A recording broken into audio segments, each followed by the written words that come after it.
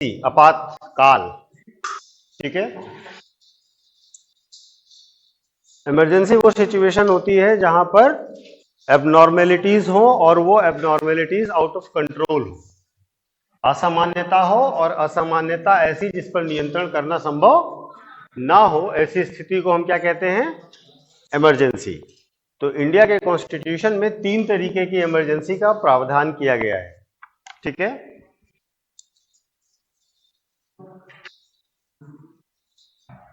पहला है आपका नेशनल इमरजेंसी,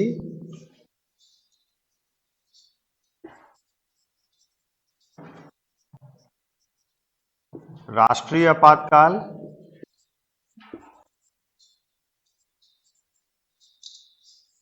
दूसरा है इमरजेंसी इन स्टेट,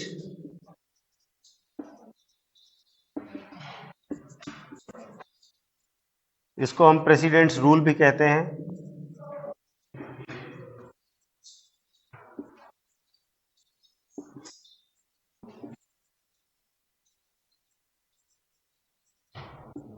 और तीसरा है फाइनेंशियल इमरजेंसी।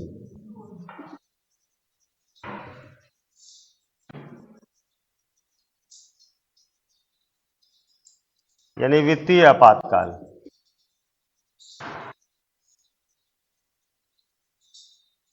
ठीक है,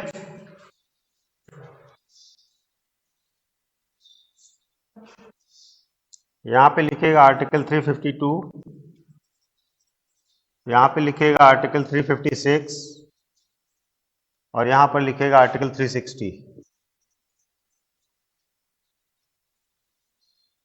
ठीक है, इसके नीचे लिखेगा वॉर, एक्सटर्नल एग्रेशन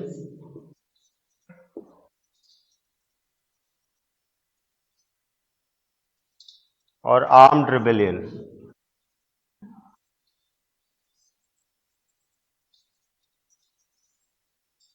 हिंदी में लिखेंगे युद्ध, सशस्त्र विद्रोह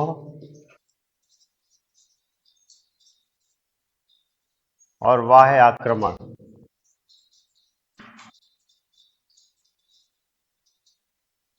इसके नीचे लिखेगा फेल्योर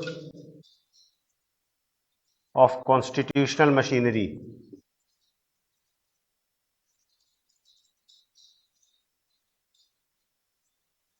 संवैधानिक तंत्र की विफलता।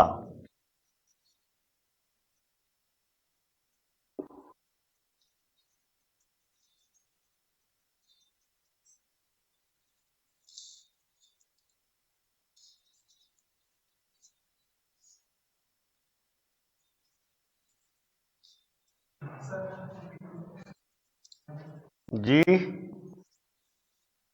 क्या करें, दिख नहीं रहा है? नहीं दिख रहा तो हम बोल तो रहे हैं। वित्तीय आपातकाल में लिखेगा credit financial stability of India, इसको कहते हैं साख वित्तीय स्थायित्व।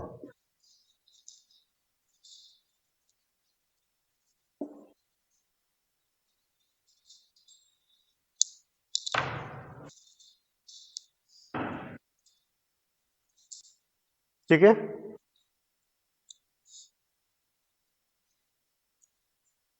जहां पे नहीं पढ़ पा रहे हो बता दीजिएगा।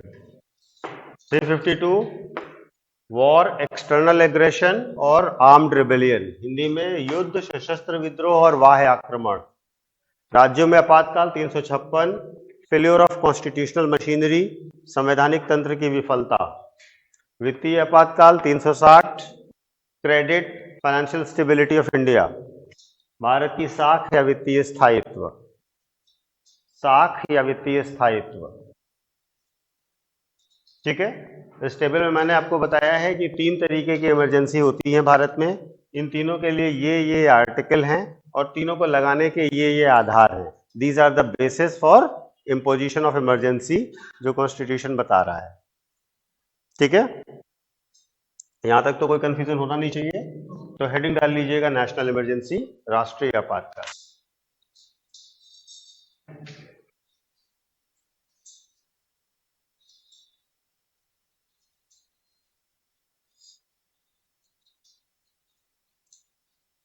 ठीक है, देखिए नेशनल इमरजेंसी के 3 ग्राउंड्स बताए हैं।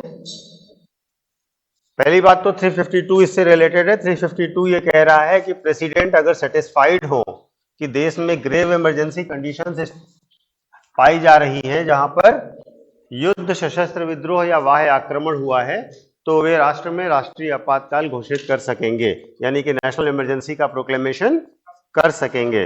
नेशनल इमरजेंसी का प्रोक्लेमेशन करने के लिए 3 आधार हैं। पहला है कि युद्ध हो, दूसरा है कि एक्सटर्नल एग्रेशन यानी बाह्य आक्रमण हो, और तीसरा है आर्म्ड रिबेलियन हो। ठीक है, वॉर और एक्सटर्नल एग्रेशन यानी युद्ध और सशस्त्र विद्रोह में, सॉरी, युद्ध और बाह्य आक्रमण में, ठीक है, क्या अंतर है? जी बेटा,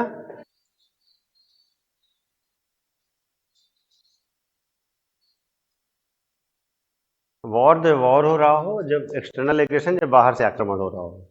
ठीक है, गुड।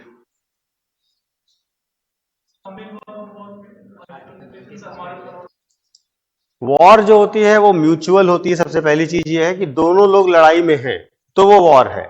हम शांति से बैठे, सामने वाले ने अटैक कर दिया तो वो एक्सटर्नल एग्रेशन है ना, बाह्य आक्रमण है। ठीक है, और वॉर की एक दूसरी शर्त यह है कि हम वॉर में हैं ये घोषणा राष्ट्रपति करेंगे।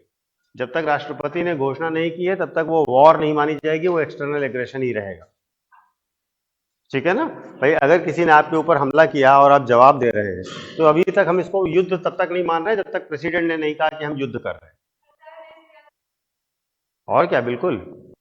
ठीक है, तो एक्सटर्नल एग्रेशन के केस में भी हम इमरजेंसी लगा सकते हैं और युद्ध के केस में भी इमरजेंसी लगा सकते हैं। तीसरा शब्द जो है वो है आर्म्ड रिबेलियन। ठीक है, सशस्त्र विद्रोह। वास्तव में इसकी जगह पहले एक शब्द इस्तेमाल किया गया था, इंटरनल डिस्टरबेंस। ठीक है, आंतरिक अशांति।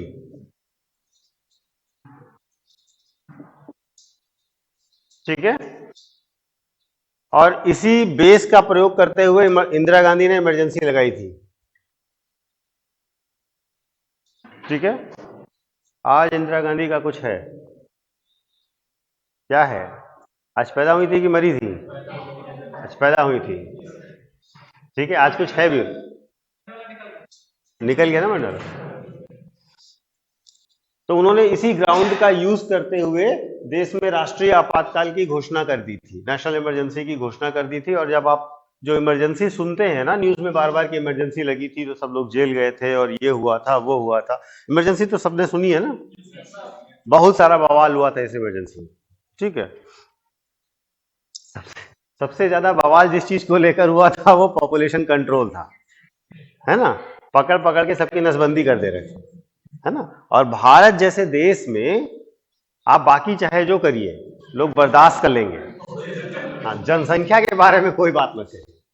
ठीक है, इनिशिएटिव अच्छा था, संजय गांधी लीड कर रहे थे इसको, और इनिशिएटिव ये था कि जिनके 2 से ज्यादा बच्चे हैं उनको जो है आगे बच्चे नहीं पैदा करने चाहिए, क्योंकि देश की अर्थव्यवस्था पर बुरा असर पड़ता है, ऐसा माना जा रहा था उनके द्वारा।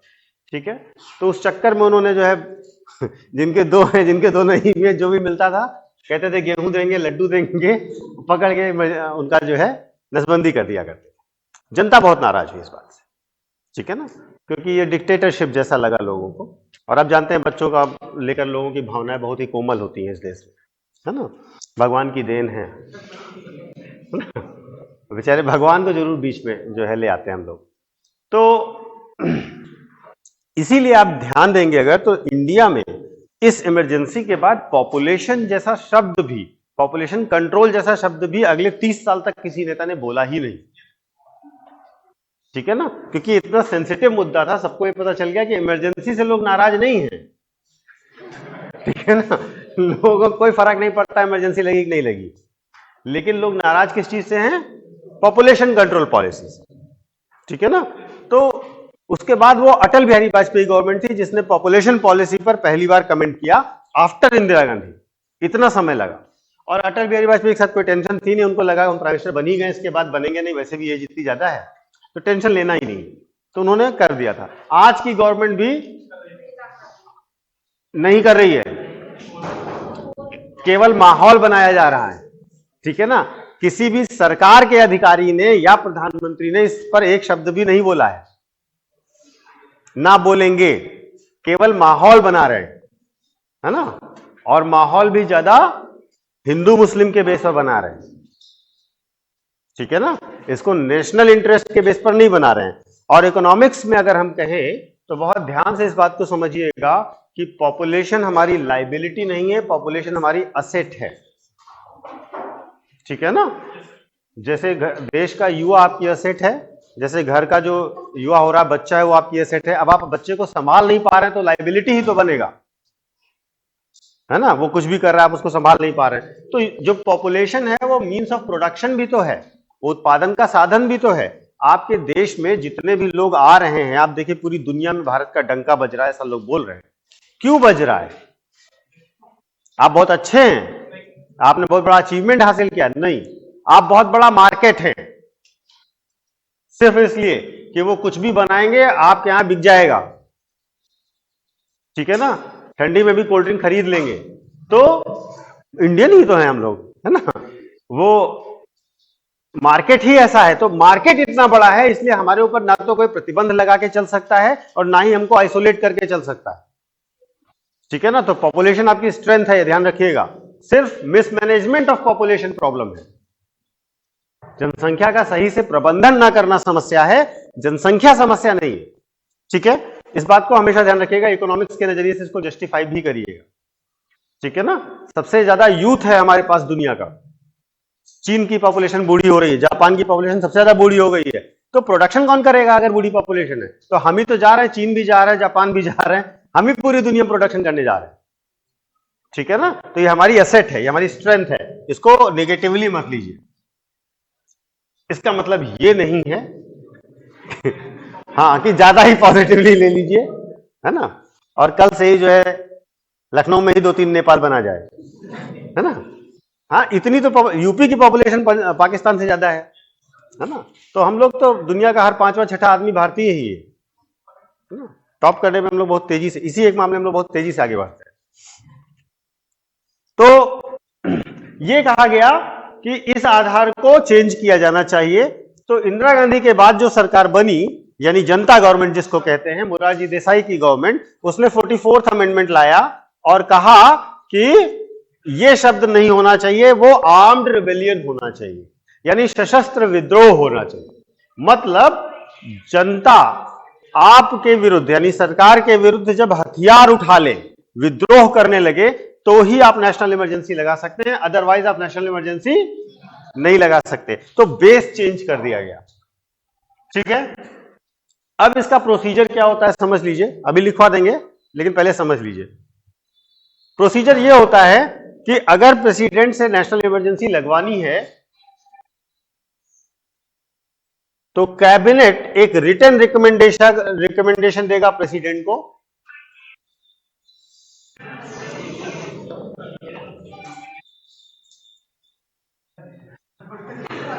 बदले जी अच्छा लग रहा था, कुछ लोग 1-2 स्टेप भी करने लगे थे। प्रेसिडेंट जो है उसके बाद नेशनल इमरजेंसी की घोषणा करेंगे, जिसको बाद में पार्लियामेंट से 2 महीने के अंदर अप्रूव कराना होगा, ठीक है। दोनों हाउसेस से अलग अलग अप्रूव कराना होगा, ठीक है। और अप्रूवल के बाद ये 6 महीने तक लागू रहेगी, ठीक है। 6 महीने के बाद इसको संसद से दोबारा अप्रूव कराना होगा, पार्लियामेंट से, और इसके बाद ये फिर 6 महीने तक लागू रहेगी, ठीक। ऐसे 6-6 महीने करते करते ये अनलिमिटेड टाइम तक लागू रह सकती है, यानी इसकी कोई टाइम लिमिट नहीं है। क्लियर हो गया? सॉरी, ये 1 महीना है, पहले 2 महीना था, इसको 1 महीना कर दिया गया, ठीक है। अभी लिखवा देंगे, ध्यान से पढ़ लीजिए। हाँ, तो टाइम लिमिट नहीं है इसकी, ठीक है। दूसरी खास बात क्या है? दूसरी खास बात यह है कि आप जब 6-6 महीने बढ़ा रहे हैं तो आपको पता होगा कि हमारे यहां 2 हाउस है, एक लोकसभा है, एक राज्यसभा है। हमें बताया गया कि आप सब पढ़ चुके हैं, ठीक है, तो हम मान के चल रहे हैं कि आप सब पढ़ चुके हैं, ठीक है। तो लोकसभा है और राज्यसभा है, आपको मोटे तौर पर इतना आइडिया तो वैसे भी होगा कि लोकसभा 5 साल के लिए होती है और राज्यसभा परमानेंट हाउस है, इतना तो सबको पता है ना। कौन बता सकता है कि राज्यसभा परमानेंट हाउस कैसे है, मतलब मेंबर्स कैसे बनते हैं? एक बच्चा कोई बताए, आप ही बताओ। हाँ, इनसे पूछ लेते हैं। हाँ भैया जल्दी आ गए थे, इनको प्रिविलेज मिलेगा। कब? हर 2 साल में। तो ये कैसे मैकेनिज्म कैसे काम करता है? आपने 1/3 रिटायर कर दिए 2 साल में,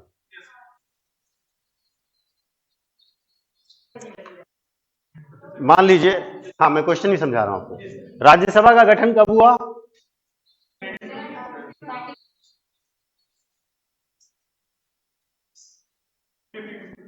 कब हुआ? 1952।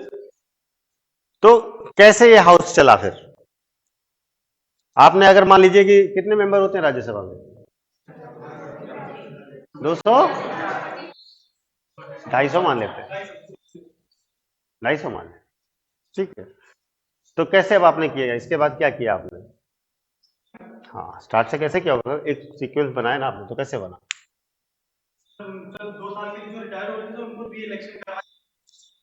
तो उनका फिर 6 साल नहीं हो गया? मतलब 6 तो 8 साल हो गया ना फिर तो।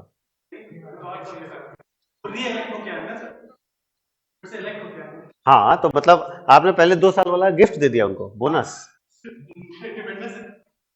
Very good. तो मतलब आपने क्या किया कि 1/3 को रिटायर किया, ठीक है, 2 साल के बाद उनको फिर से अपॉइंट किया। कितने साल के लिए? कार्यकाल होता 6 साल, तो यानी कि इनको 8 साल मिल गया। अब बचे 2/3, फिर क्या किया?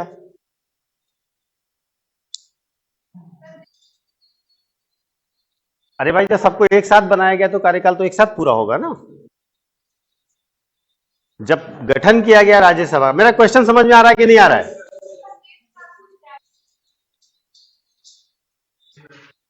मतलब बुड्ढों को पहले रिटायर कर देंगे? ये कौन सा ग्राउंड हुआ भाई? आप लोग संसद में किसी को रिटायर करने की एज नहीं होती है ना, आप बस उठ चल पाओ और चुनाव जीत पाओ, बहुत है।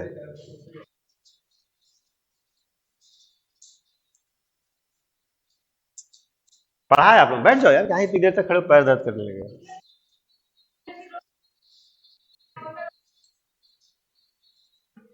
होता ही ना, मुझे नहीं पता होता ही ना, मैं खाली आपसे पूछ रहा हूं।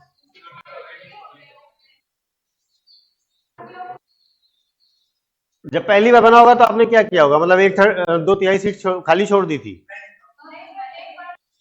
एक बार सबका कर दिया? मैं बस उसके बाद का जानना चाह रहा हूं। तो जो कंफ्यूजन है मैं वही पूछ रहा हूं। हाँ, जो आपको पता है वो मैं पूछूंगा ही क्यों, और मुझे पता है कि आपको क्या पता है। क्वेश्चन सबको समझ में आया कि नहीं आया? तो इसी क्वेश्चन को ऐसे ही छोड़ देते हैं, आगे बढ़ते हैं। हाँ तो इसमें क्या होगा, फिर से ध्यान से सुनिए। मैंने क्या बताया कि कैबिनेट एक रिटन रिकमेंडेशन देगा। इंपॉर्टेंट क्या है कि कैबिनेट टर्म केवल 352 में एक बार ही यूज किया गया है, इसके सिवा कहीं कॉन्स्टिट्यूशन में कैबिनेट शब्द का इस्तेमाल नहीं किया गया है, ठीक है। तो कैबिनेट जब आपको पता है तो आपको एक टर्म आज देख लेना है, किचन कैबिनेट। बताओ। Yes sir. What is kitchen cabinet? Homework लिख लो भाई, नहीं तो बाद में कहोगे होमवर्क भी नहीं देते सर। एक बच्चा, 2 बच्चे, वेरी गुड। हाँ बताएं।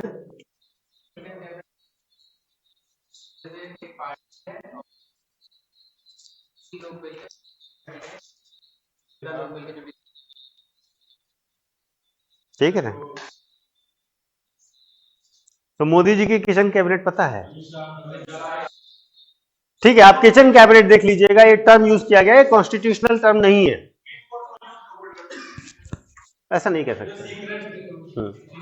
ठीक है, तो कैबिनेट रिकमेंड करेगी, प्रेसिडेंट लगाएंगे, दोनों हाउस से अप्रूवल कराना होगा, अप्रूवल के बाद 6 महीने तक लागू रहेगा, फिर 6 महीने तक, फिर 6 महीने तक, यानी हर 6 महीने पर आपको संसद से अप्रूवल लेना होगा। यहां तक क्लियर है? अब मैं ये बता रहा था कि लोकसभा का कार्यकाल तो 5 साल ही है ना? और अगर मान लीजिए कि आपने इमरजेंसी लगाई जिस समय, उस समय लोकसभा 4 साल का कार्यकाल पूरा कर चुकी थी। अब चूंकि हमको अप्रूवल लेने के लिए तो दोनों हाउस से पास कराना होगा, है या नहीं है? तो अगर हमें दोनों हाउस से पास कराना होगा तो हम क्या कर सकते हैं? हम क्या करेंगे? लोकसभा का टर्म बढ़ा देंगे। क्या करेंगे? लोकसभा का कार्यकाल बढ़ा देंगे, और लोकसभा का कार्यकाल एक बार में 1 साल बढ़ाया जा सकता है। क्लियर हो गई बात कि नहीं क्लियर हुई? यहां तक सबको समझ में आ गया? बहुत सारे लोग हैं जिन्होंने इमरजेंसी पढ़ रखी है क्योंकि उनका फेवरेट सब्जेक्ट है, मतलब फेवरेट टॉपिक है।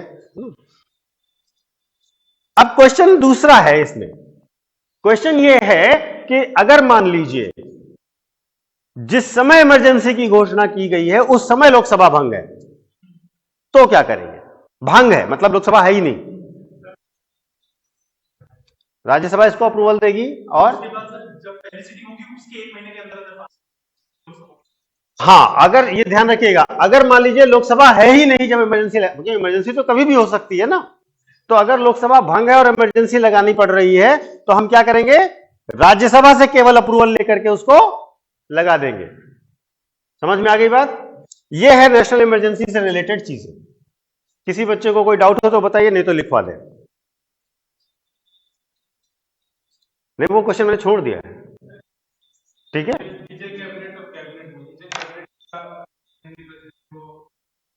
देखिए कि हम सिर्फ तुम्हारा इंतजार करते हैं। पूरी क्लास में मुझे केवल एक बच्चे की शक्ल देखता रहता हूं, आया कि नहीं आया, वो तुम। हाँ, जल देवता, वरुण देवता।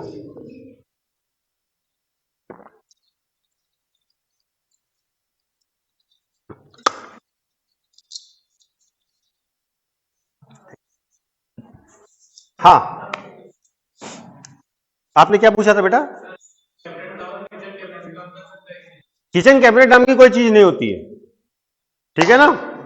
होती ही नहीं है।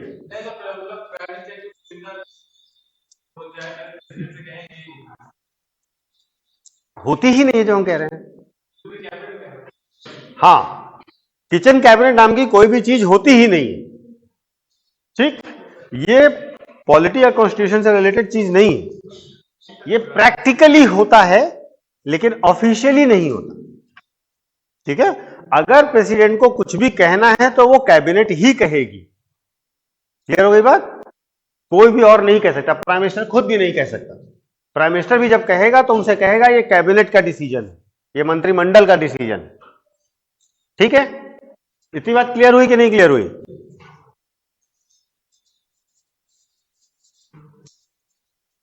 देखिए, कैबिनेट शब्द का हम लोग इस्तेमाल कर रहे हैं तो 2 टर्म है, एक है कैबिनेट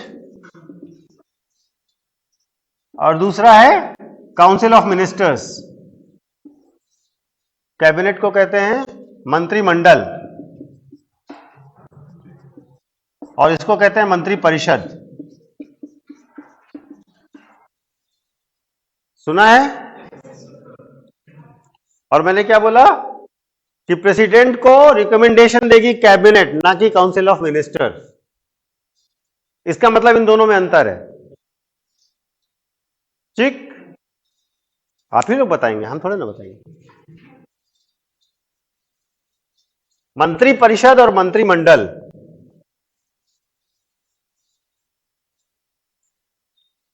एक बच्चा, 2 बच्चे।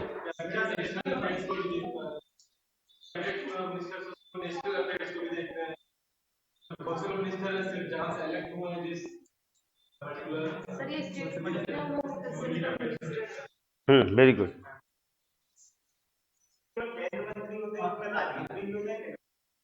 राज्य मंत्री भी होते हैं, केंद्र मंत्री होते हैं। और राज्य मंत्री क्या होता है? राज्य मंत्री क्या होता है? जी बेटा, स्टेट के मंत्री। ठीक, गुड। और हाँ, और किसने हाथ उठाया था? आपने।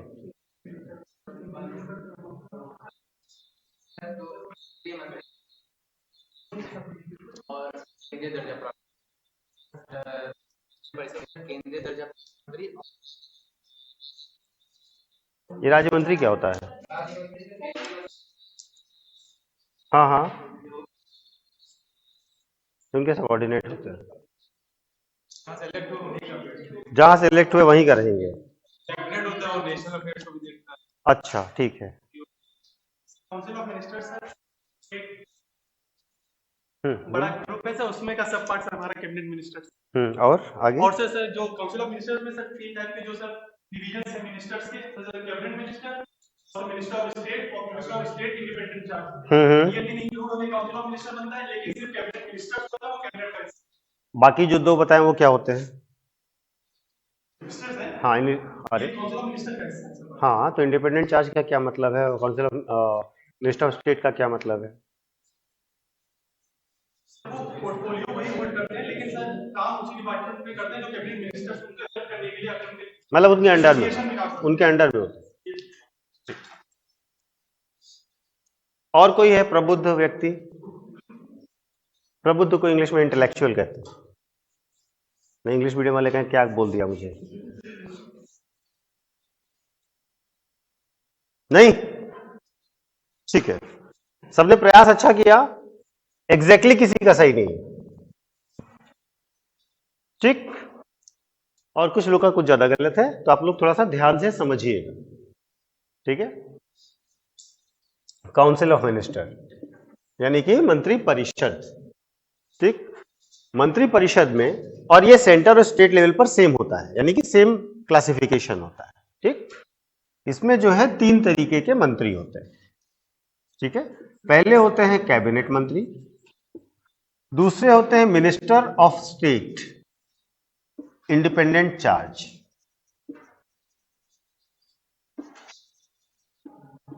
यानी कि राज्य मंत्री स्वतंत्र प्रभार,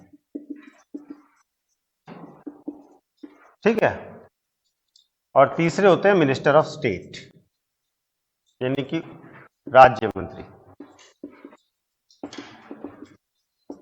ठीक है। एक और क्लासिफिकेशन का पार्ट होता है जिसको कहते हैं डेप्यूटी मिनिस्टर, उप मंत्री, ठीक है। डेप्यूटी मिनिस्टर का अपॉइंटमेंट राजीव गांधी सरकार के बाद से नहीं हुआ है, इसलिए यह चीज अभी न्यूज में नहीं रहती, ठीक है। कॉन्स्टिट्यूशन में तो इनका भी मेंशन है, ठीक। कॉन्स्टिट्यूशन में केवल कैबिनेट शब्द का मेंशन है, और वो भी 352 में केवल एक बार, नहीं नहीं, ठीक है। ये सब जो बनेगा हटेगा, और जो भी नई चीजें बनती हैं या हटती हैं, उसके लिए आपको पता होना चाहिए कौन सा आर्टिकल, 77 सब क्लॉज 3। तो आज के होमवर्क में देखिएगा क्या, आर्टिकल 77 सब क्लॉज 3 बहुत इंपॉर्टेंट आर्टिकल है, ठीक है। हालांकि पढ़ने पे समझ में आ जाए ये थोड़ा मुश्किल है, लेकिन पढ़िएगा जरूर। अभी एक क्लास मेरी और होगी जरूर, जितना मैं श्योर होता हूं उतना ही बोल सकता हूं, ठीक है। तो अगर तब तक समझ में नहीं आया तो मैं बता दूंगा, ठीक है। आ गया तो बहुत अच्छी बात, लेकिन 77(3) आपको पता होना चाहिए, बहुत इंपॉर्टेंट है। हाँ, तो 3 तरीके के मंत्री होते हैं मंत्री परिषद में, ठीक है। कैबिनेट मंत्री, राज्य मंत्री स्वतंत्र प्रभार, और राज्य मंत्री, ठीक है। ये वाला अपॉइंटमेंट राजीव गांधी के समय से नहीं हुआ है, तो इसकी हम बात नहीं कर रहे, ठीक है। केंद्र में भी ऐसी ही होगी और राज्य में भी ऐसी ही होगी, ठीक। अब जो कैबिनेट मंत्री है, ठीक है, अब देखिए जो मंत्री परिषद है उसमें अराउंड 100 या 100 प्लस मेंबर्स होते हैं, ठीक है।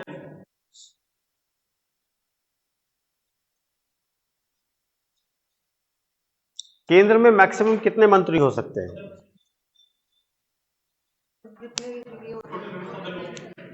किस कॉन्स्टिट्यूशन अमेंडमेंट से किया गया?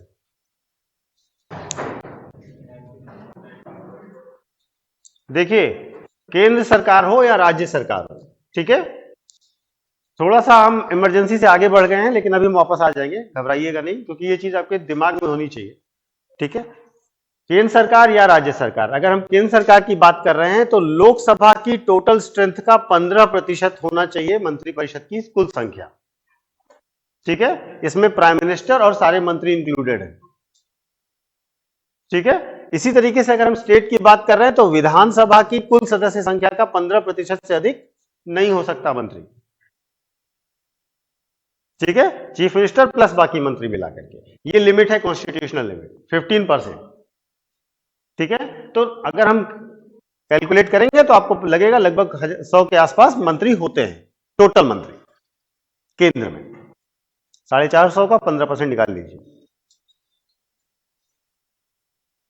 450 550 है, 500 है, 550 का निकाल लीजिए 15%, तो आपको आइडिया लग जाएगा कितने मैक्सिमम मंत्री हो सकते हैं, ठीक।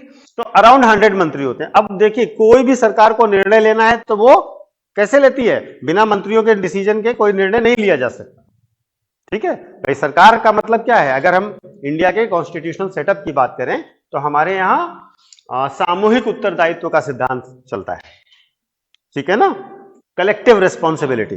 जो मंत्रिपरिषद है वो कलेक्टिवली रिस्पॉन्सिबल है, तो यानी कि पूरे मंत्रिमंडल की जिम्मेदारी, तो पूरा मंत्रिमंडल मिलकर के डिसीजन लेता है किसी भी पॉलिसी पर, किसी भी कानून पर, या कुछ भी करना है, ठीक। अब देखिए, हर समय अगर आपको निर्णय लेना है तो 100 लोगों को बुला करके बैठ के बात करना, डिसाइड करना एक टीडियस काम, ठीक है। तो प्रैक्टिकली क्या होता है कि सरकार केवल कैबिनेट मीटिंग करती है, ठीक। कैबिनेट मंत्री वो मंत्री होते हैं जिनके पास बहुत ही प्रोमिनेंट मंत्रालय होते हैं, पहली चीज, जैसे रक्षा, वित्त, विदेश, शिक्षा, है ना। तो जो बहुत बड़े मंत्रालय और बहुत ही इंपॉर्टेंट क्रूशियल मंत्रालय होते हैं उनको कैबिनेट मंत्री का दर्जा दिया है। ध्यान रखिएगा, कोई भी मंत्री को कैबिनेट मंत्री का दर्जा दिया जाता है, कोई भी अपने आप कैबिनेट मंत्री नहीं होता, ठीक है ना। सरकार उनको कैबिनेट मंत्री का स्टेटस देती है, और सरकार अगर चाहे तो कोई अगर व्यक्ति मंत्री नहीं है तो उसको भी कैबिनेट मंत्री का दर्जा दे सकती है। ये बात समझ में आ रही है कि नहीं? यानी कि जो मंत्री है ही नहीं, जिसने चुनाव लड़ा ही नहीं, जो विधायक सांसद है ही नहीं, उसको भी सरकार अगर चाहे तो क्या कह सकती है कि आपको कैबिनेट मंत्री का दर्जा दिया जा रहा है। क्लियर हो गई बात? कोई व्यक्ति है जिसके बारे में आप जानते हैं जिसको कैबिनेट मंत्री का दर्जा प्राप्त है? हाँ, वो तो मंत्री ही है।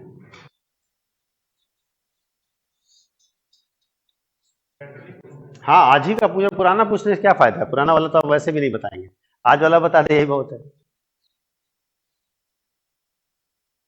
नहीं, हाँ बोले बोले बोले, जो आप बोल रहे हैं सही। एनएसए को, मोदी गवर्नमेंट ने एनएसए को, अजीत डोभाल को क्या दे रखा है?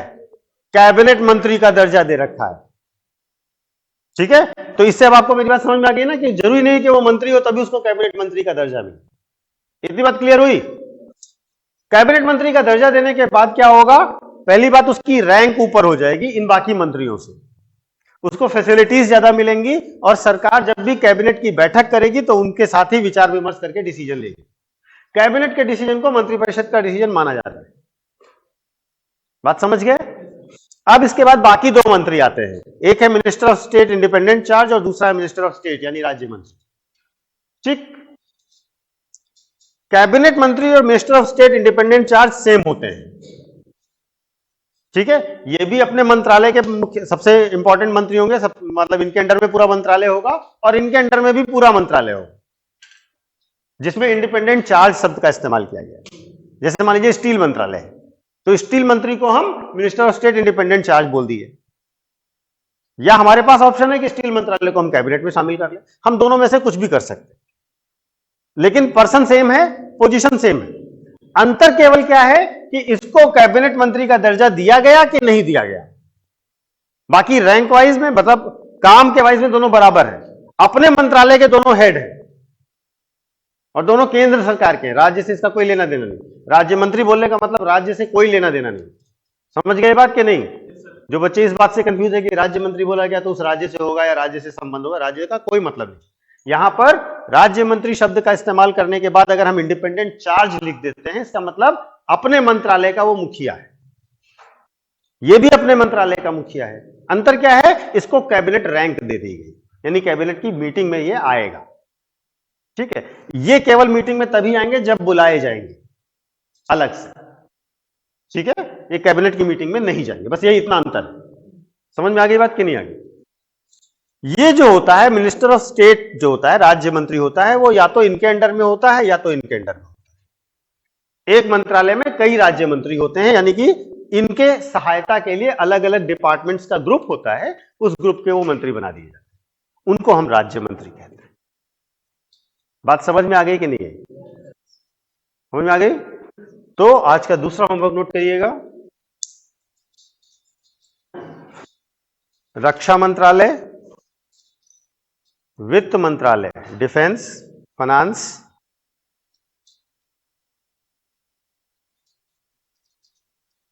एचआरडी मंत्रालय का नाम बदल दिया है मोदी जी ने। क्या मंत्रालय का नाम? Education ministry, ministry of education और होम मिनिस्ट्री यानी गृह मंत्रालय। इन चार मंत्रालय में कौन कौन से विभाग हैं ये आपको बहुत अच्छे से पता होने चाहिए। डिपार्टमेंट्स, इनके डिपार्टमेंट्स आपको पता है। ठीक है, और अच्छे से याद रखिएगा, पूछते हैं और ये कोई पढ़ाएगा नहीं, हम आपको पहले बता दे रहे हैं। अगर आप उम्मीद कर रहे हैं कि किसी दिन कोई गुरु जी आएंगे पढ़ाएंगे, तो ऐसा कोई टीचर नहीं आने वाला, तो ये आपको खुद करना है। ठीक है, इन चारों के डिपार्टमेंट्स नोट कर लीजिए और याद भी रखिए। ठीक है,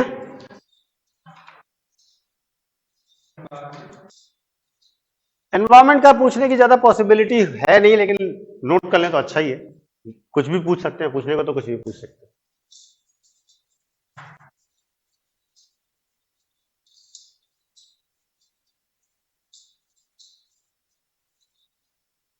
अच्छा, एक ऐसे जनरल क्वेश्चन है, जिसको भी पता होगा हाथ उठाइएगा, और किसी को नहीं पता होगा तो भी हाथ उठा लीजिएगा। ठीक है,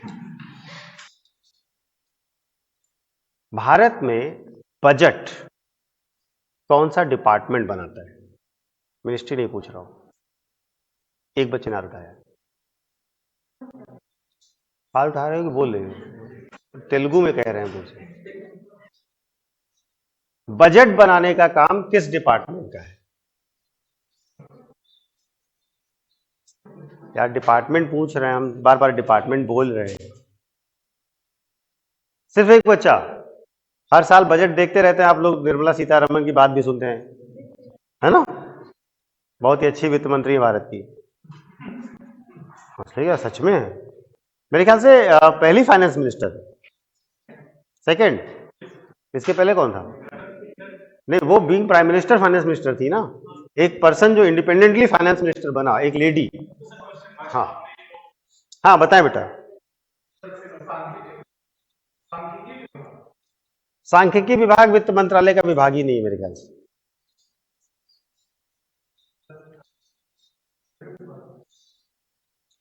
डिपार्टमेंट ही सारे बता दो तो मैं उनमें से बता दूंगा कौन सा है। क्योंकि ऐसे एक एक करके गेस करोगे तो उससे अच्छा है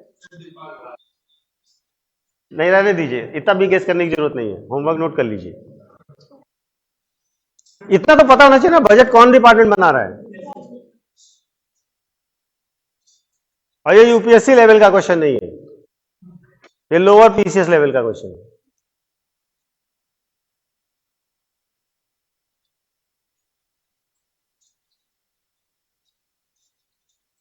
जितना पढ़ाया जाए उससे ज्यादा आपको समझना होता है, हमेशा याद रखिएगा। ठीक है ना, टीचर के पढ़ाने पर अगर डिपेंडेंट रहेंगे तो कभी होएगा नहीं, मतलब इंक्लूडिंग मी। मैं किसी टीचर, दूसरे टीचर का अपने लिए ही कह रहा हूं। जितना मैं आपको बता रहा हूं उससे ज्यादा आपको सीखना होगा, तभी आपकी होगी। ठीक है ना? और हमेशा एक बेसिक नियम याद रखिए अपनी तैयारी के लिए, कि कहावत होती है कि bite more than you can chew. Hindi में इसको अगर कहें कि आप उतना बड़ा कौर लीजिए मुंह में जितना आप चबा सकते हैं, उससे ज्यादा बड़ा लीजिए। हाँ, मैंने देखा तुम बाहर खा रहे थे ऐसे ही। है ना? What does it mean? इसका क्या मतलब हुआ?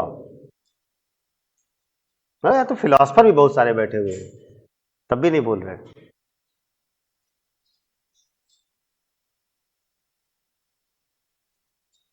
हाँ, सबसे पीछे आप बताएं। आप बता सकते हैं इस बात।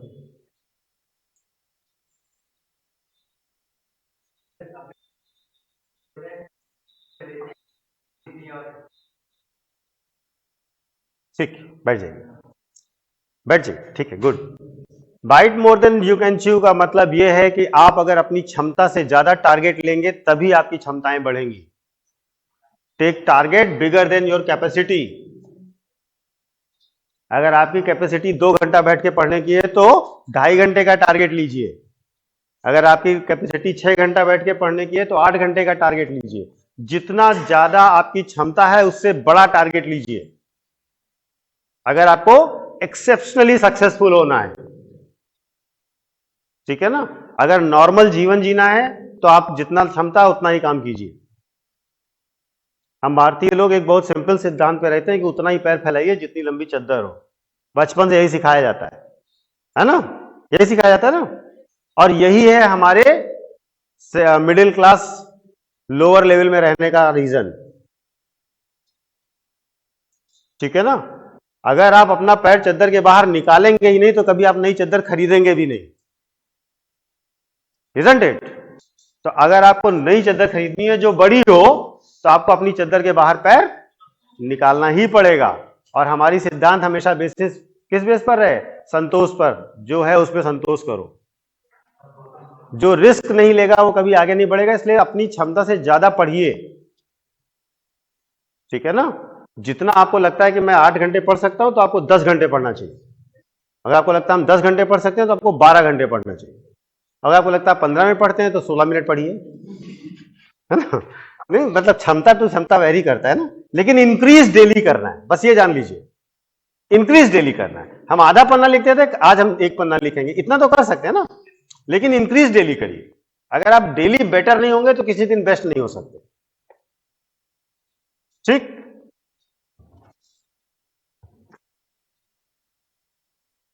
अच्छा, एक मैथ का क्वेश्चन।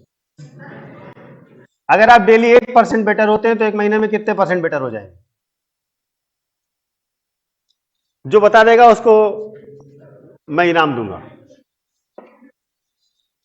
अभी नहीं बताना, क्लास के बाद तक बता दीजिए। हाँ, लेकिन मोबाइल का यूज मत करिएगा, है ना? सिंपल क्वेश्चन है। आप अगर डेली 1% बेटर होते हैं तो 1 महीने में कितना % बेटर हो जाएगा? जो ब्लंडर करेगा उसी से लेके दूंगा, जो अच्छा बताएगा, जो सही बताएगा, है ना? मैं कुछ लेके नहीं आया इनाम देने के लिए। चलिए, तो आप राइट डाउन कर लीजिए। आर्टिकल 352 सब क्लॉज 1, 352 ब्रैकेट में 1। If the president is satisfied that grave emergency exist, ये बेयर एक्ट की ही लैंग्वेज है, तो जिनके पास बेयर एक्ट है वहीं से देख के भी लिख सकते हैं। Grave emergency exist whereby the security of India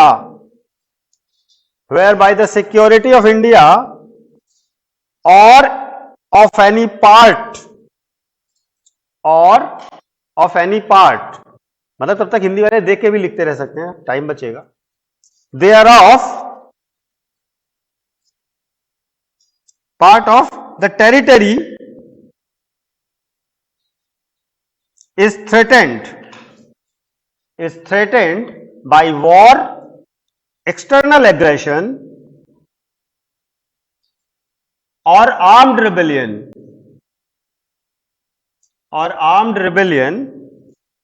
he may by proclamation make a declaration to that effect. Declaration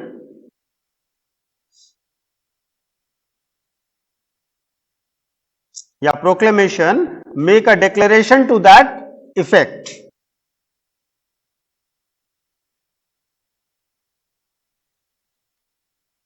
ठीक है, हिंदी में भी बोल दें। यदि राष्ट्रपति को यह समाधान हो जाता है, यदि राष्ट्रपति को यह समाधान हो जाता है कि गंभीर आपात विद्यमान है, कि गंभीर आपात विद्यमान है, जिससे युद्ध या बाह्य आक्रमण या सशस्त्र विद्रोह के कारण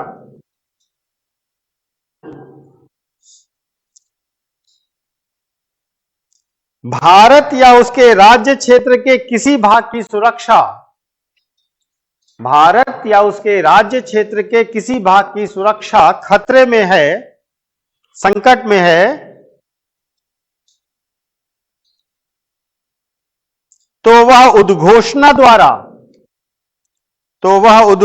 द्वारा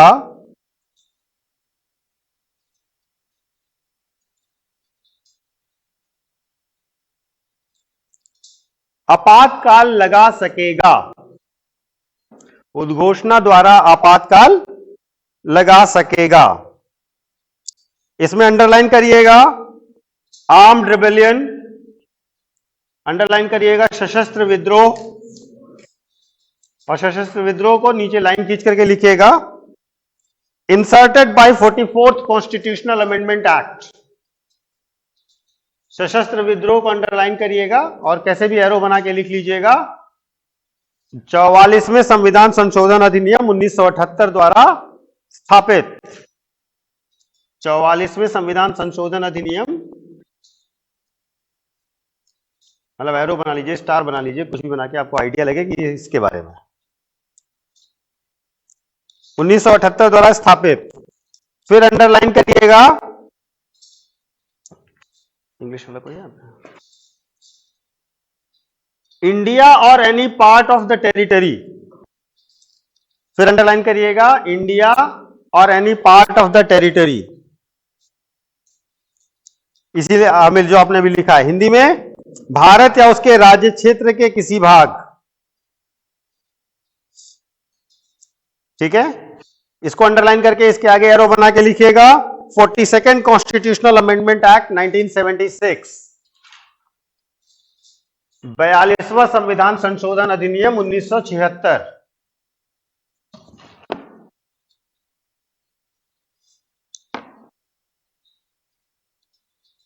ठीक है, कहने का मतलब यह है कि 42वें संविधान संशोधन से पहले स्थिति यह थी कि पूरे देश में इमरजेंसी आपको लगानी पड़ती।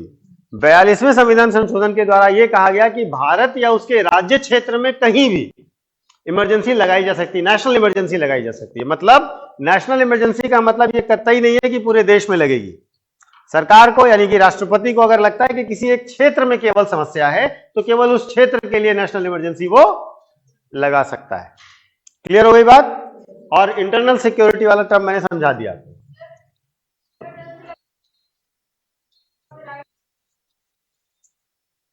दादा अभी बिस्मिल्लाह किए हैं, थोड़ा वेट कर लो, है ना? थोड़ा सा पेशेंस भी बहुत जरूरी है। अभी हम बता रहे हैं कि लगेगी कैसे, ये पूछ रहे हैं कि जो है खत्म कैसे होगी, उसका प्रभाव क्या होगा। थोड़ा सा वेट कर लीजिए, सब बताएंगे बेटा। देखिए जो टॉपिक भी अगर हम लेंगे तो उसके हर एस्पेक्ट को आपके पास आपकी कॉपी में होगा जरूर, ठीक है ना? और जितने भी आपके पास बुक्स और नोट्स होंगे उनसे ज्यादा होगा, तो आप केवल ध्यान से कंप्लीट कर लीजिए, डाउट्स जो है पूछ लीजिए, ठीक है ना? चलिए आगे बढ़ते हैं। अब लिखेगा under article 352 sub clause 3, 352 bracket में 3,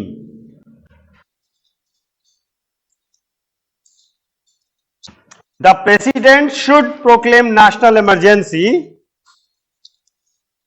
अब ये बैराक की लैंग्वेज नहीं है, ये नॉर्मल लैंग्वेज है, इसको लिख लीजिए। The president should proclaim national emergency on written recommendation of the cabinet, on written recommendation of the cabinet। राष्ट्रपति राष्ट्रीय आपातकाल की घोषणा, राष्ट्रीय आपातकाल की घोषणा मंत्रिमंडल की लिखित सलाह पर ही कर सकेंगे, मंत्रिमंडल की लिखित सलाह पर ही कर सकेंगे। ठीक है, जहां कैबिनेट शब्द लिखा है उसको अंडरलाइन करिए, एरो बनाइए और लिखिए। मंत्रिमंडल जहां लिखा है उसमें उसके नीचे एरो बना दीजिए और लिखिए the term is only used in article 353 sub clause 3। इस शब्द को केवल अनुच्छेद 352 ब्रैकेट में 3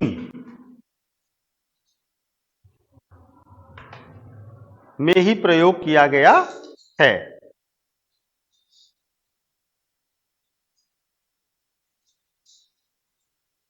ठीक है, अब हेडिंग डालिएगा procedure for declaration of national emergency, राष्ट्रीय आपातकाल की घोषणा की प्रक्रिया। Procedure for declaration of national emergency, राष्ट्रीय आपातकाल की घोषणा की प्रक्रिया।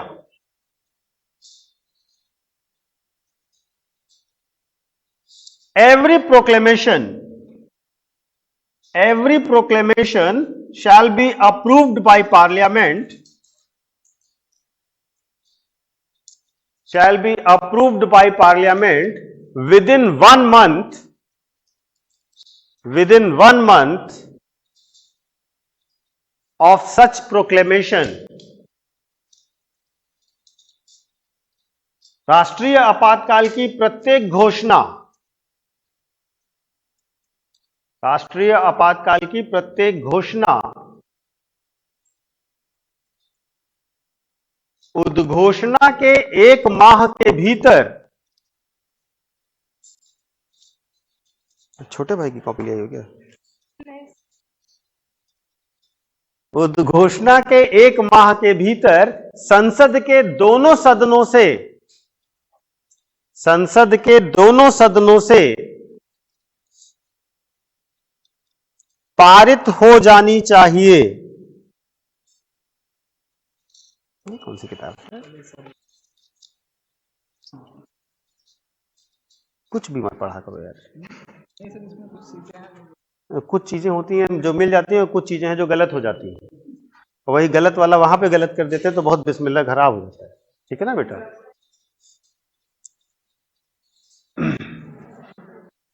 ठीक है, ब्रैकेट में लिखेगा earlier it was 2 months, earlier it was 2 months which is removed by 44th Constitutional Amendment Act। Bracket में लिखेगा पहले यह सीमा 2 माह थी जिसे 44वें संविधान संशोधन द्वारा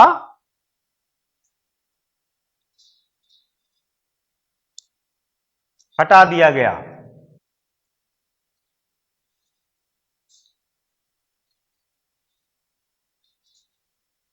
ठीक है,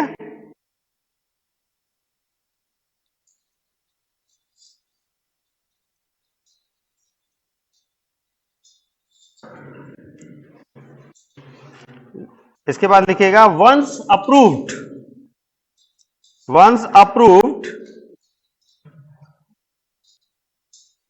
it shall be continued,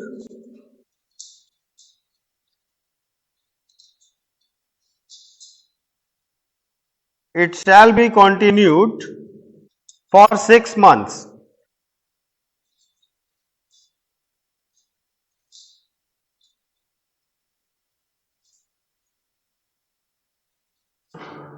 ठीक है, एक और मुद्दा है, मुद्दा यह है कि पार्लियामेंट से अप्रूव तो कराना है, लेकिन पार्लियामेंट से किस मेजॉरिटी से अप्रूव कराना है? विशेष बहुमत, साधारण बहुमत,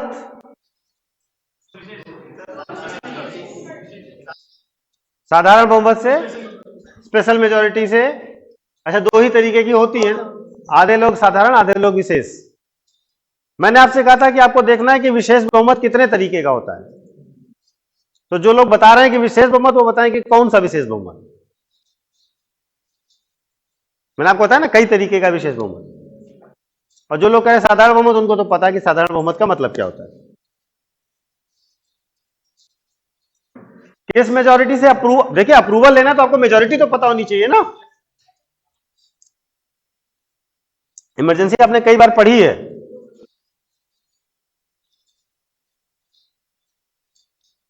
ठीक है, तो यहां पर जो अप्रूवल है वो अप्रूवल होगा विशेष बहुमत से। और ये विशेष बहुमत कौन सा होगा? ये स्पेशल मेजॉरिटी कौन सी होगी?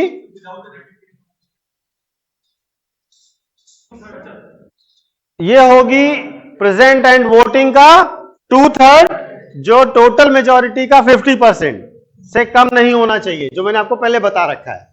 ठीक है, तो ये नोट कर लीजिएगा जिससे आपके दिमाग में कंफ्यूजन ना हो। नोट करिएगा, the approval should be made by two special majority of the house.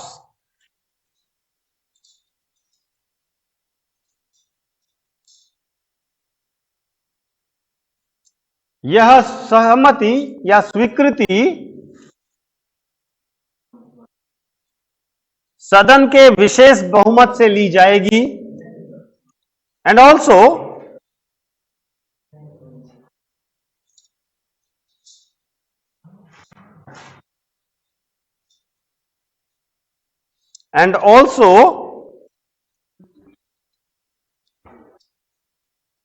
if Lok Sabha is dissolved while proclamation has made,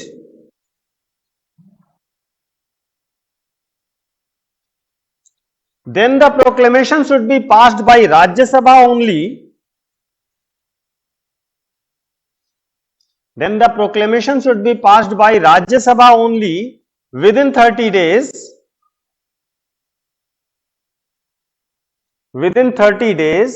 And Lok Sabha should approve it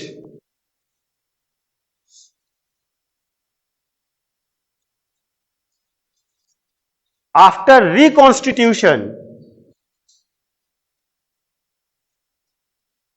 of Lok Sabha within 30 days.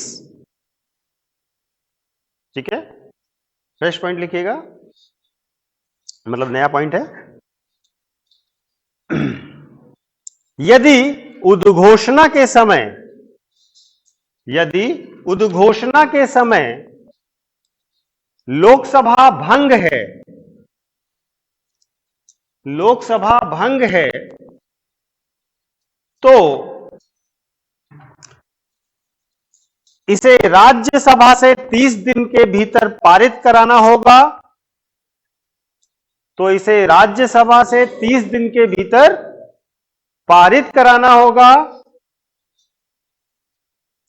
और जब भी लोकसभा का पुनर्गठन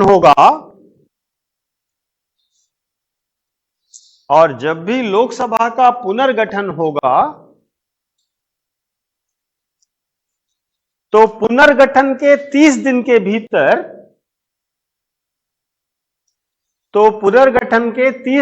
भीतर लोकसभा से भी सहमति लेनी होगी।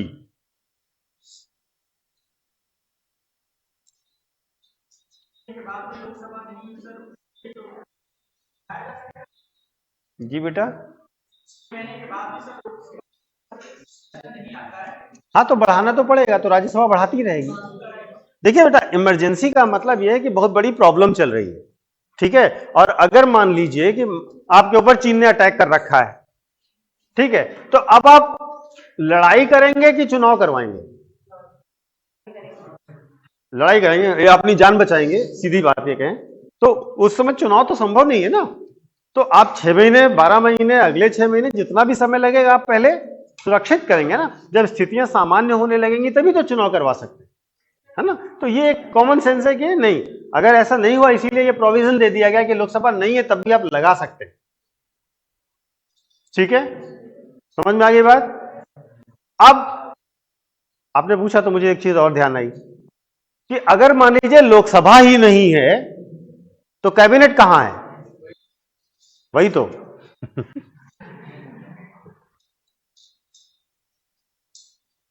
सरकारवा तो हो गई है भंग। भंग माने लोकसभा डिसॉल्व हो चुकी है।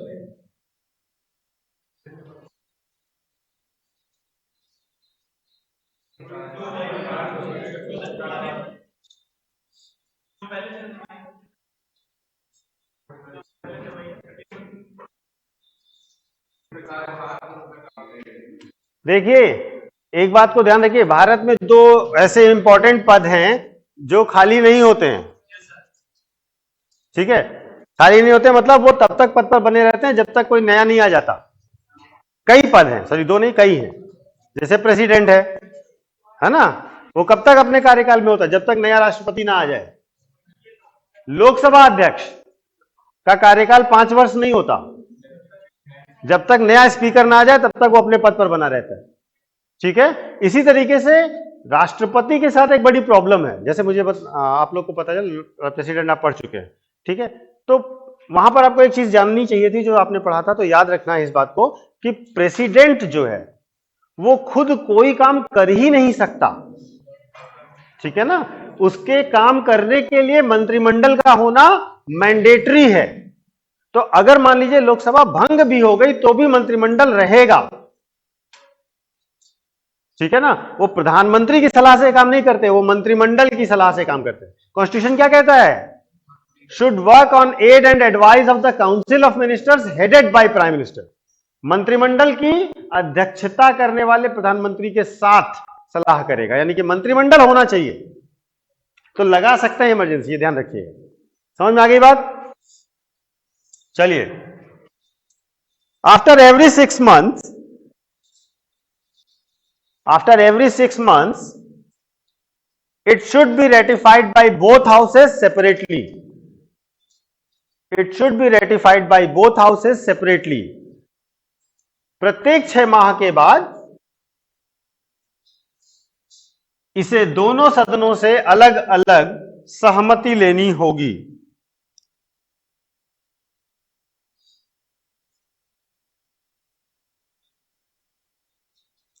और last point, it can be imposed for unlimited time. It can be imposed for unlimited time. इसे असीमित अवधि के लिए लगाया जा सकता है। असीमित अवधि के लिए लगाया जा सकता है, अनलिमिटेड टाइम के लिए, क्योंकि आपके पास कोई गारंटी नहीं है कि कब युद्ध खत्म होगा, है ना। रशिया ने कहा था 3 सप्ताह में खत्म कर देंगे, 6-7 महीना 8 महीना हो गया, लड़ते ही जा रहे, खत्म ही नहीं हो रहा है ना। तो आप युद्ध में ये गारंटी नहीं ले सकते कि कब खत्म होगा। कहीं पे पढ़ा था, बड़ी अच्छी लाइन थी, वो कहता है कि युद्ध शुरू करना आपके हाथ में, खत्म करना आपके हाथ में नहीं है। वो कब खत्म होगा वो लड़ते रहिए। लोगों ने सैकड़ों साल की लड़ाइयां लड़ी है हिस्ट्री में, आप जानते हो। ठीक है, अब हेडिंग डालिएगा, effects of proclamation of emergency, national emergency, राष्ट्रीय आपातकाल की घोषणा के प्रभाव।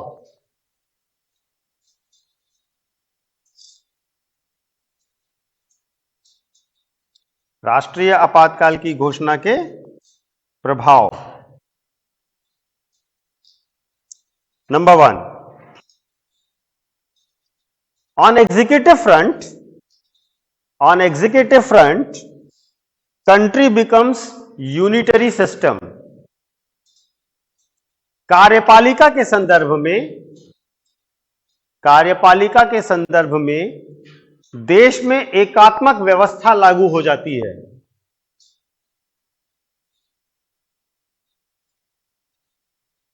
ठीक है, जब पहला चैप्टर पढ़ा होगा आपने, तो आपने पढ़ा होगा फेडरल सिस्टम, यूनिटरी सिस्टम। ठीक है, वही वाला यूनिटरी सिस्टम हमने यहां पे इस्तेमाल किया है। Next, the executive powers of the union shall extend, the executive powers of the union shall extend to giving of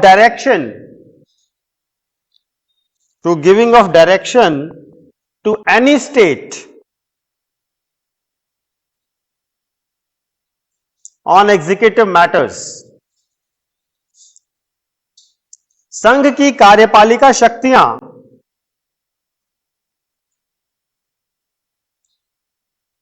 प्रत्येक राज्य तक विस्तृत हो जाती हैं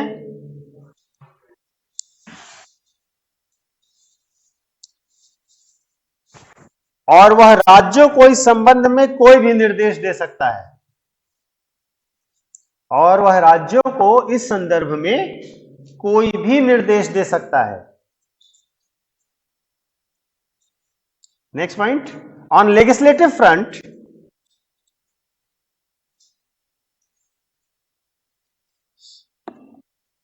the life of Lok Sabha can be extended, the life of Lok Sabha can be extended for a period of 1 year at once. For a period of 1 year at once. विधायी संदर्भ में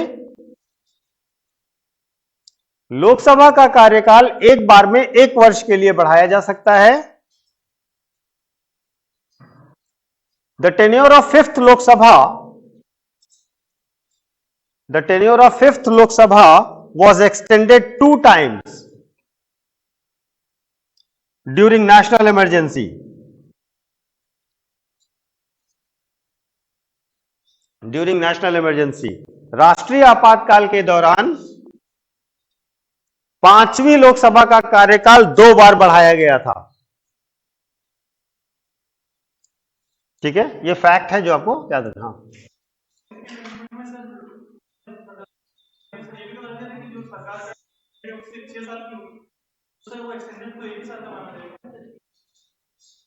लागू नहीं हुआ ना वो 6 साल वाला, कहां गवर्नमेंट लागू हुआ? हाँ, लेकिन लागू ही नहीं हो पाया ना, सरकार ही बदल गई ना। हाँ, क्या बोला था भाई? अरे उसका क्या बोला था हिंदी? हाँ, 5वीं लोकसभा का कार्यकाल 2 बार बढ़ाया गया। ठीक है, अब हेडिंग डालिएगा fundamental rights and national emergency, राष्ट्रीय आपातकाल और मौलिक अधिकार।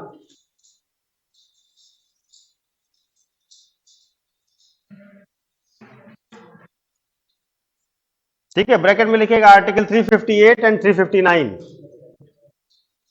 अनुच्छेद 358 और 359।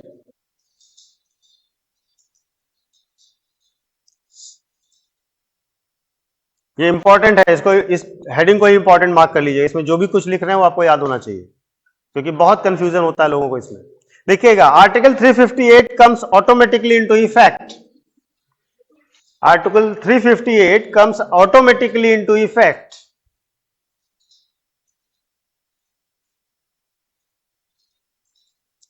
with the proclamation. आपातकाल की घोषणा होते ही अनुच्छेद 368 स्वतः लागू हो जाएगा।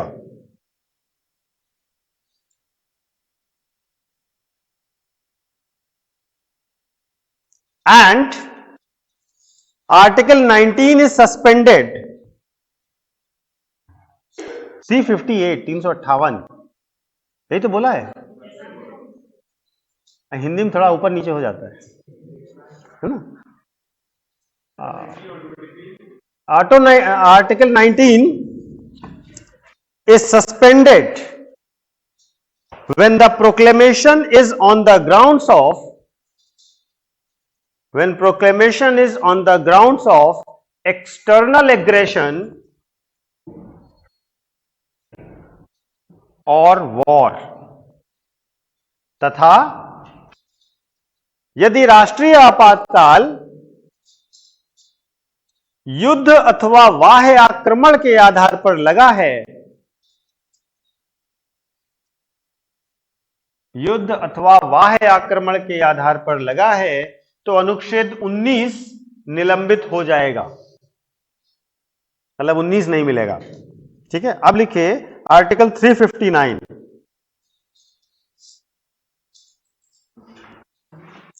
This article needs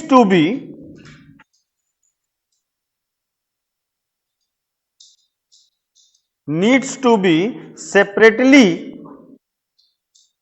separately invoked with presidential order, या इम्पोज्ड लिखिएगा तो ज्यादा आसान से आपको याद रहेगा, imposed with the presidential order. यह अनुच्छेद तभी लागू होगा जब राष्ट्रपति इसके लिए अलग से आदेश जारी करे।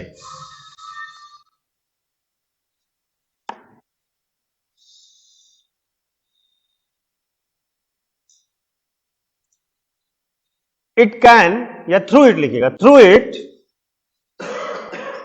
प्रेसिडेंट कैन सस्पेंड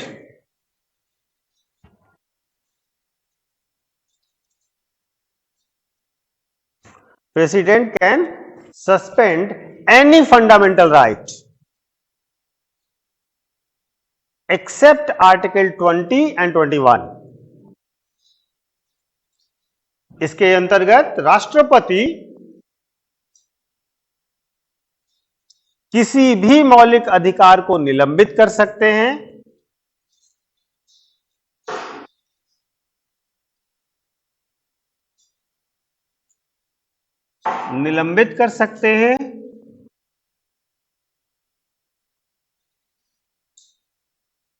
केवल अनुच्छेद 20 और 21 को छोड़कर। ठीक है, तो अब फंडामेंटल राइट और नेशनल इमरजेंसी का केस बिल्कुल क्लियर हुआ आपके दिमाग में। दो आर्टिकल्स हैं, आर्टिकल 19 सस्पेंड होगा लेकिन केवल 2 केस में होगा, मतलब ऑटोमेटिकली सस्पेंड केवल 2 केस में होगा, अगर वॉर है या एक्सटर्नल एग्रेशन है तो वो हो जाएगा। ठीक है, इसके सिवा कोई भी फंडामेंटल राइट सस्पेंड करना है तो प्रेसिडेंट को ऑर्डर जारी करना पड़ेगा, यानी प्रेसिडेंशियल ऑर्डर जारी होगा, जो कि पार्लियामेंट के दोनों हाउसेस से अप्रूव भी होगा। उसके बाद आपका कोई भी फंडामेंटल राइट सस्पेंड किया जा सकता है, लेकिन 20 और 21 को कभी भी सस्पेंड नहीं किया जा सकता। अब जिन लोगों के मन में भी डाउट था फंडामेंटल राइट और नेशनल इमरजेंसी को लेकर, वो बिल्कुल पॉइंट टू पॉइंट क्लियर हुआ कि नहीं हुआ? सबको क्लियर हो गया? आवाजें नहीं आती है। हाँ, कम से कम जोर से बोलिए जय माता दी, है ना? जोर से नहीं बोलेंगे पता ही नहीं चलता कि समझ आ रहा है कि नहीं आ रहा है, क्योंकि शकल पे तो वैसे ही 12 ही बजे रहते हैं, है ना? शकल देख के नहीं आइडिया लगता समझ में आ रहा है कि नहीं आ रहा है। तो सुबह सुबह 10 बजे जगा दिया आप लोगों को, है ना? बड़ी मजबूरी, मतलब सोचा था सैटरडे है सोएंगे आराम से, उसमें भी जगा के बुला लिया क्लास के लिए। गलत, ये अन्याय है, इस पर आप लोग फंडामेंटल राइट के वायलेशन में जा सकते हैं। ठीक है, समझ गए? अब हेडिंग डालिएगा, रिवोकेशन ऑफ नेशनल इमरजेंसी, राष्ट्रीय आपातकाल का समापन। आपने लगा लिया, लगाने का प्रोसीजर समझ लिया, प्रभाव समझ लिया, अब इसको खत्म करना है तो कैसे खत्म करेंगे?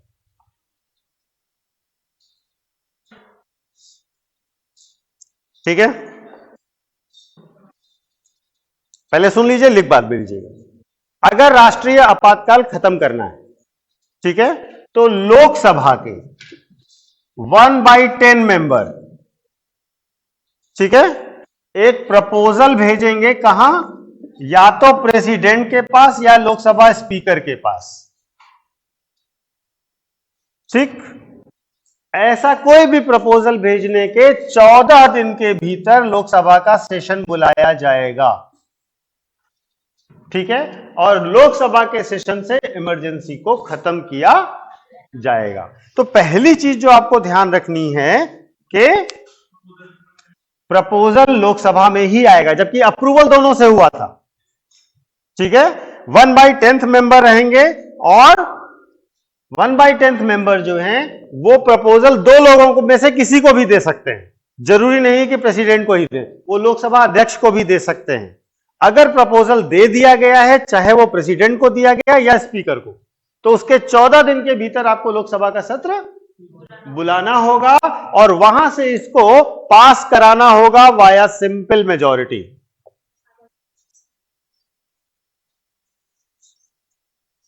समझ गए? जैसे ही ये पास होगा राष्ट्रीय आपातकाल समाप्त हो जाएगा। तो मेजर बात क्या है कि इसमें राज्यसभा की कोई भूमिका नहीं है। समझ गया या नहीं समझ गया? ठीक है, तो right it down. For revocation of national emergency 1/10 members of Lok Sabha, 1/10 members of Lok Sabha should give a written notice.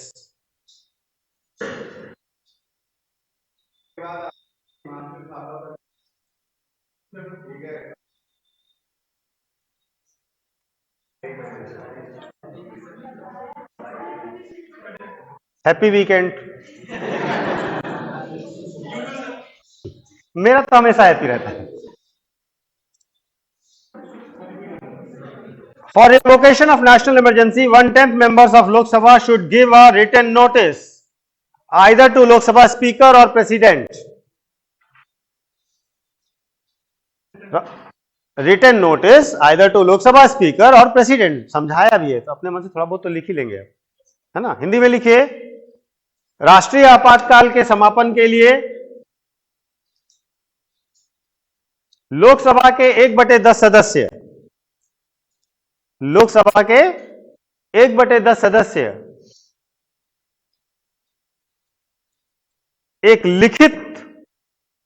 लिखित नोटिस या तो राष्ट्रपति अथवा लोकसभा अध्यक्ष को देंगे। After receiving any such notice, the session of Lok Sabha should be called within 14 days.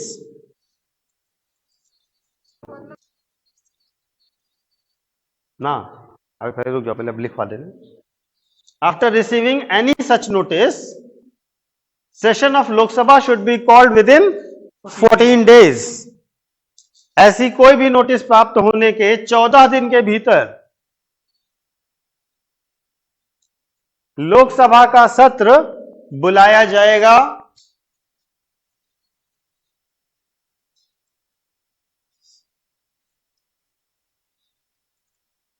The national emergency is considered to be revoked. The national emergency should consider to be revoked if it is passed by Lok Sabha through simple majority. और यदि लोकसभा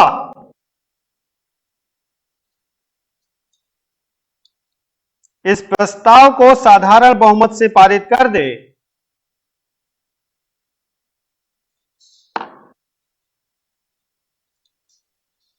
तो राष्ट्रीय आपातकाल समाप्त हो जाएगा। ठीक है, हो गया? सबको समझ में आ गया?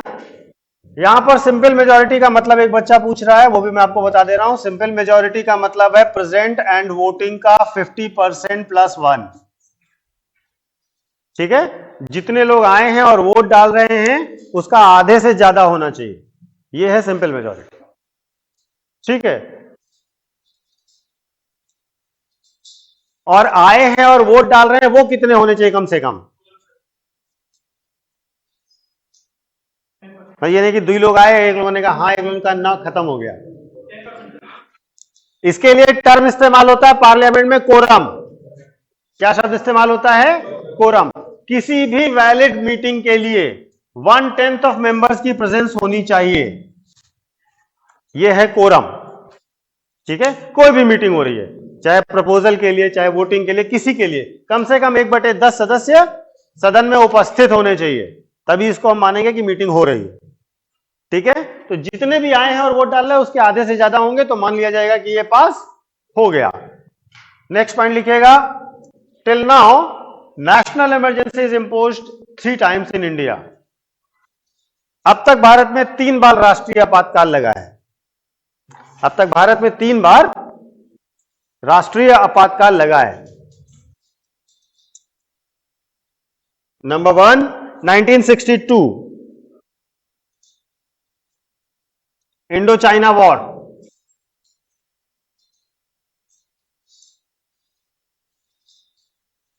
इंडो चाइना वॉर, उस समय प्रेसिडेंट थे एस राधाकृष्णन, नोट कर लीजिएगा। उस समय राष्ट्रपति कौन थे? एस राधाकृष्णन। दूसरा है 1971,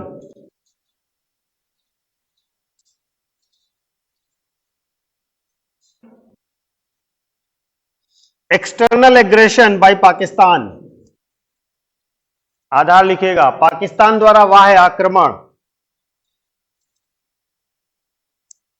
प्रेसिडेंट थे वी गिरी, वी गिरी। और तीसरा लगा है 1975, 1975 लगाने वाले थे, सॉरी ग्राउंड था external aggression, sorry on grounds of internal disturbance, on grounds of internal disturbance, आंतरिक अशांति के आधार पर, on grounds of internal disturbance, आंतरिक अशांति के आधार पर। और प्रेसिडेंट कौन थे? इंदिरा गांधी प्रेसिडेंट थी। अब पॉलिटी पढ़ाने वाला सुसाइड कर ले, है ना? प्रेसिडेंट थे फखरुद्दीन अली अहमद, फखरुद्दीन अली अहमद। नहीं सही में कभी कभी आप लोग ऐसा जवाब दे देते हैं कि पॉलिटी वाला सोचा मैंने पढ़ाया ही क्यों। ठीक है, तो यहां तक आपने राष्ट्रीय आपातकाल पढ़ लिया। अगला लेक्चर जब भी होगा तो हम लोग स्टेट इमरजेंसी पढ़ेंगे और फाइनेंशियल इमरजेंसी पढ़ेंगे। If you people have any question you can ask.